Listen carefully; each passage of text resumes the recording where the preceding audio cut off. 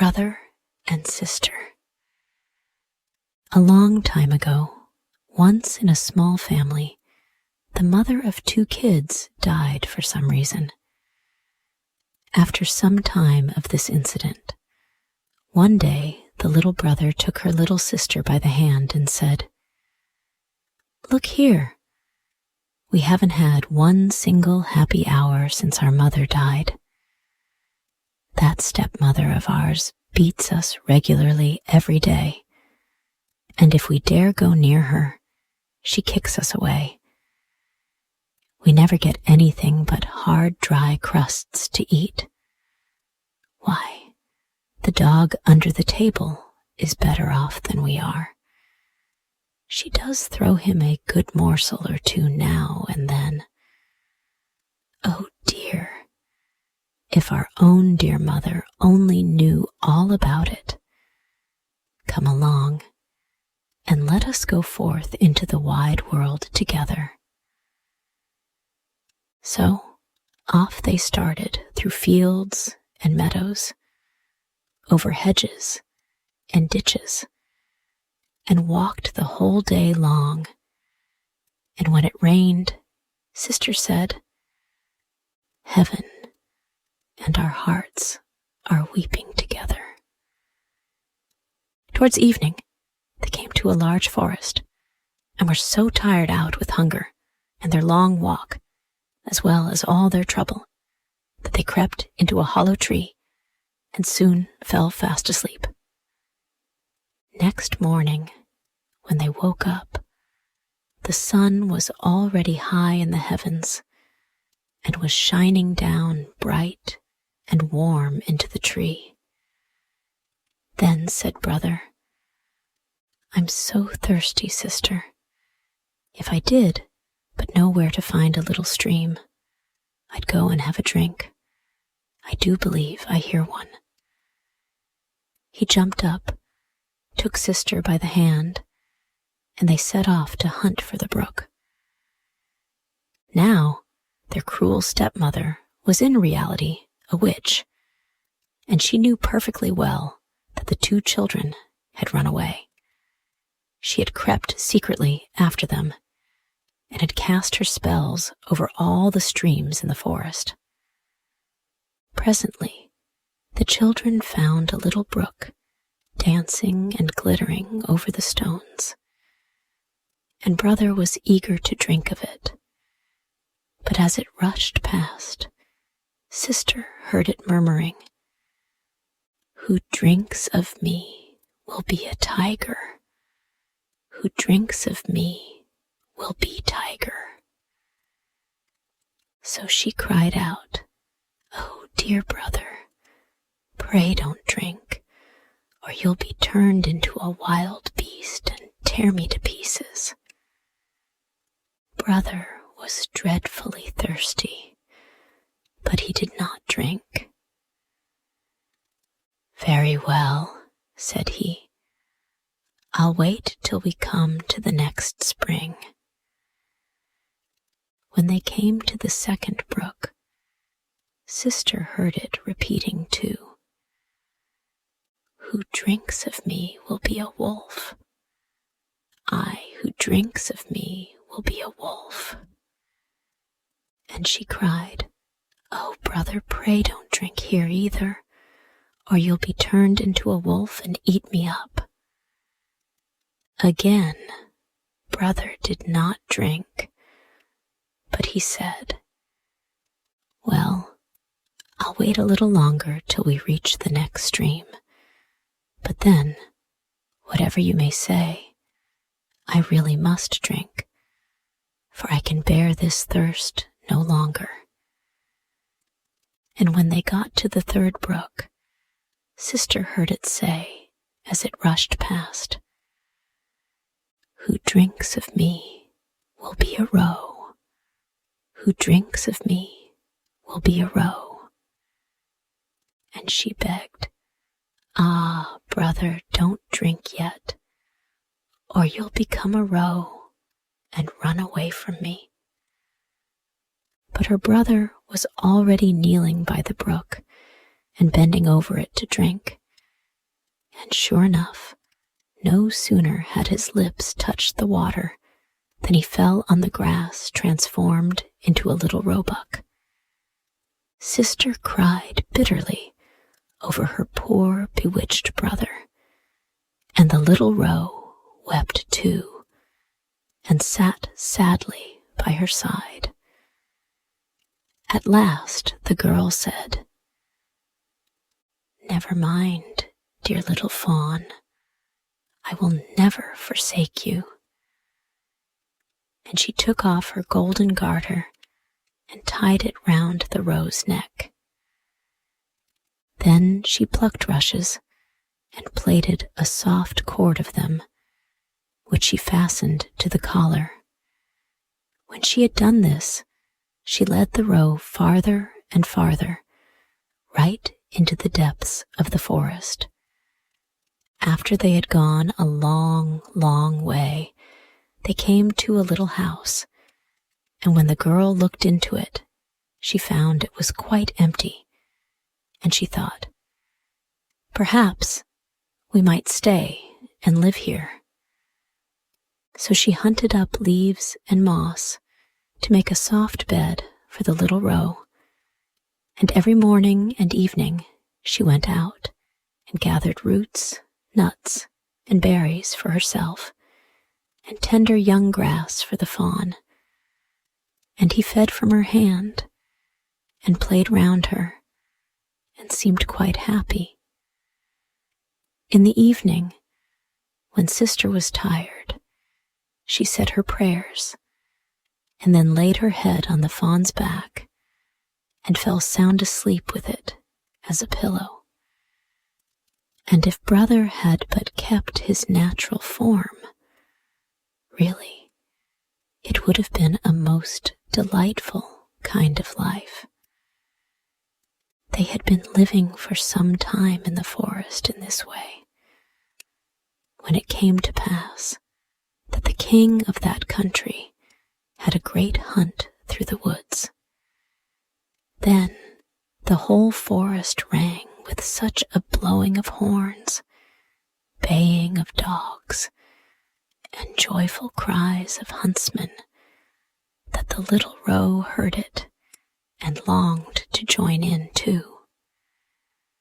"Ah," said he to Sister, "do let me go off to the hunt. I can't keep still any longer." And he begged and prayed, till at last she consented. "But," said she, "mind you come back in the evening. I shall lock my door fast for fear of those wild huntsmen. So, to make sure of my knowing you, knock at the door and say, 'My sister dear, open. I'm here.' If you don't speak, I shan't open the door." So off sprang the little roe, and he felt quite well and happy in the free, open air. The king and his huntsmen soon saw the beautiful creature and started in pursuit, but they could not come up with it, and whenever they thought they were sure to catch it, it bounded off to one side into the bushes and disappeared. When night came on, it ran home, and knocking at the door of the little house cried, "My sister dear, open, I'm here." The door opened, and he ran in and rested all night on his soft, mossy bed. Next morning, the hunt began again, and as soon as the little roe heard the horns and the ho, ho of the huntsman, he could not rest another moment, and said, "Sister, open the door. I must get out." So Sister opened the door and said, "Now mind, and get back by nightfall, and say your little rhyme." As soon as the king and his huntsmen saw the roe with the golden collar, they all rode off after it, but it was far too quick and nimble for them. This went on all day, but as evening came on, the huntsmen had gradually encircled the roe, and one of them wounded it slightly in the foot, so that it limped and ran off slowly. Then the huntsman stole after it as far as the little house, and heard it call out, "My sister dear, open, I'm here." And he saw the door open and close immediately after the fawn had run in.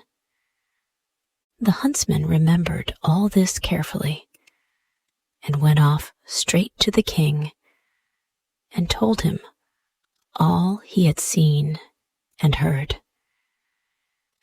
"Tomorrow we will hunt again," said the king.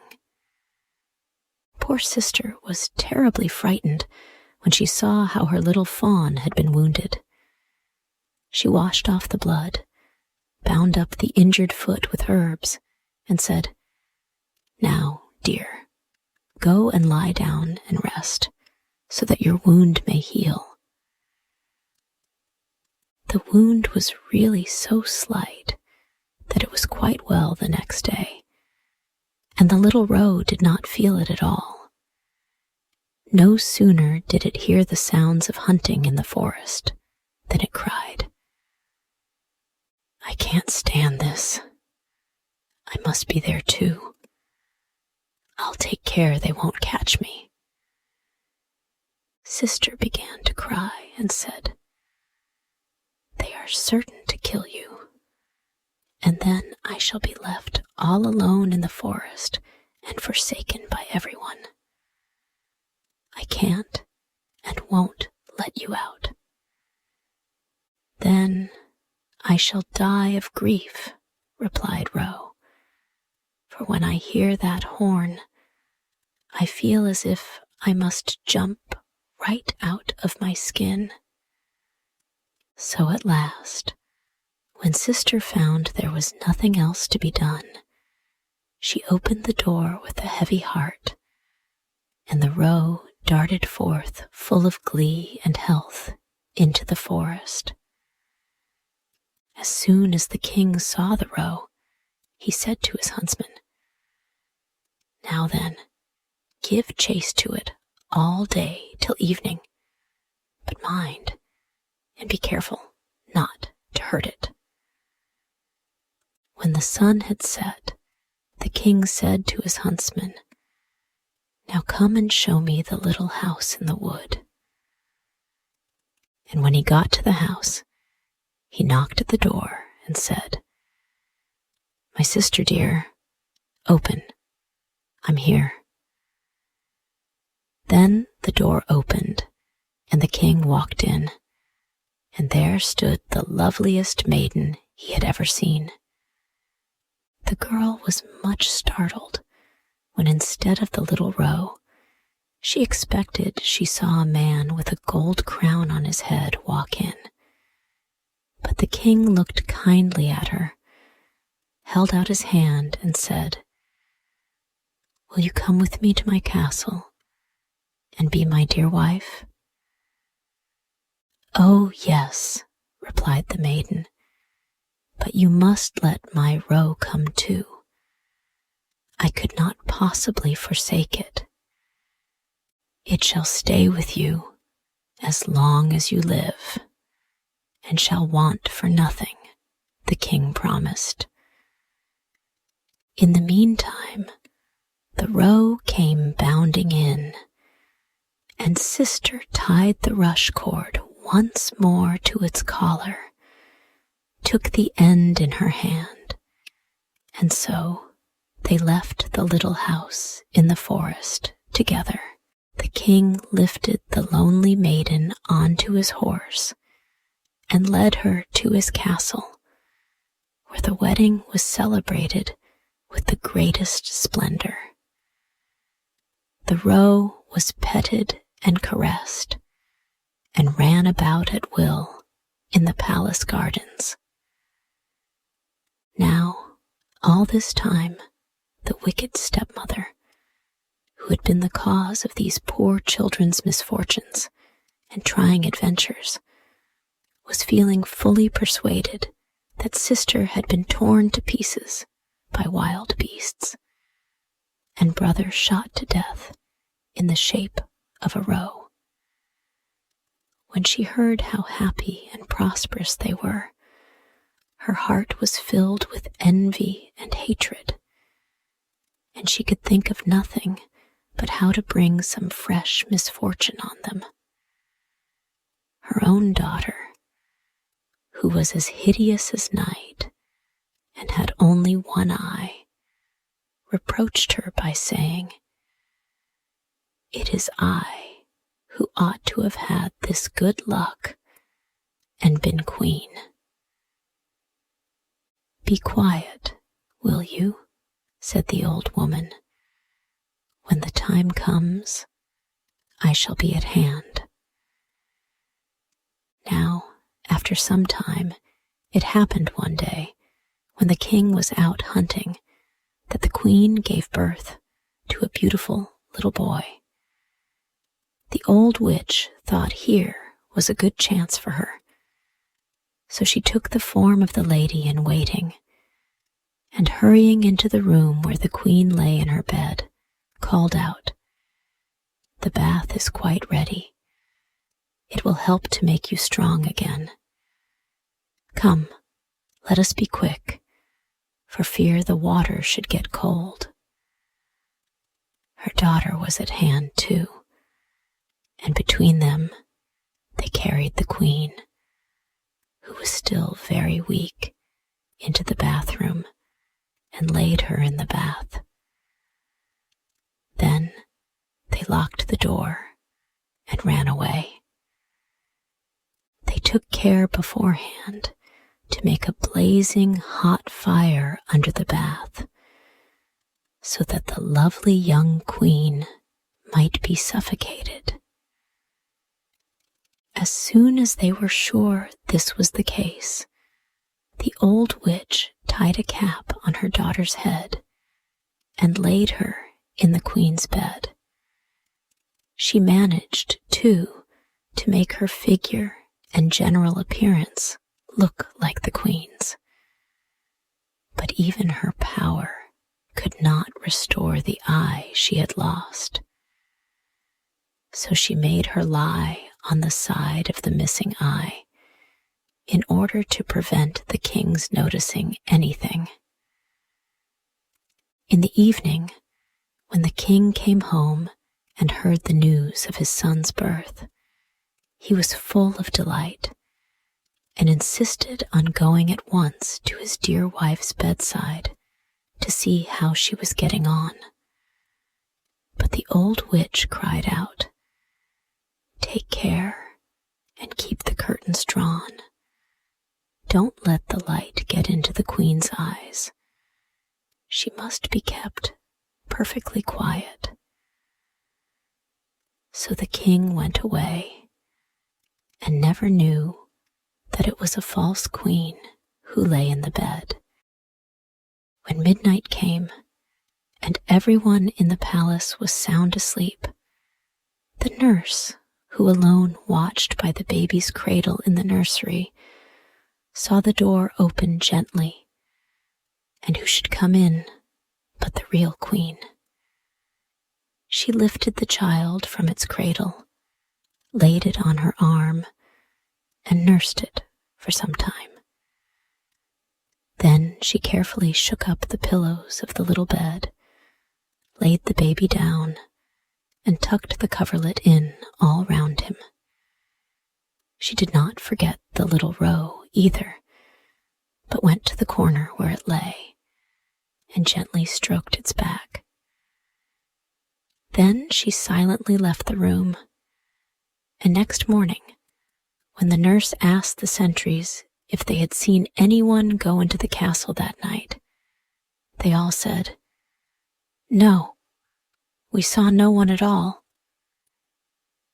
For many nights the queen came in the same way, but she never spoke a word, and the nurse was too frightened to say anything about her visits. After some little time had elapsed, the queen spoke one night and said, "Is my child well? Is my roe well? I'll come back twice, and then farewell." The nurse made no answer, but as soon as the queen had disappeared, she went to the king and told him all. The king exclaimed, "Good heavens! What do you say? I will watch myself tonight by the child's bed." When the evening came, he went to the nursery, and at midnight the queen appeared and said, "Is my child well? Is my roe well? I'll come back once, and then farewell." And she nursed and petted the child as usual before she disappeared. The king dared not trust himself to speak to her, but the following night he kept watch again. That night when the queen came, she said, "Is my child well? Is my roe well? I've come back once, and then farewell." Then the king could restrain himself no longer, but sprang to her side and cried, "You can be no one but my dear wife." "Yes," said she, "I am your dear wife." And in the same moment, she was restored to life and was as fresh and well and rosy as ever. Then she told the king all the cruel things the wicked witch and her daughter had done. The king had them both arrested at once and brought to trial, and they were condemned to death. The daughter was led into the forest, where the wild beasts tore her to pieces, and the old witch was burnt at the stake. As soon as she reduced to ashes, the spell was taken off the little roe, and he was restored to his natural shape once more. And so brother and sister lived happily ever after.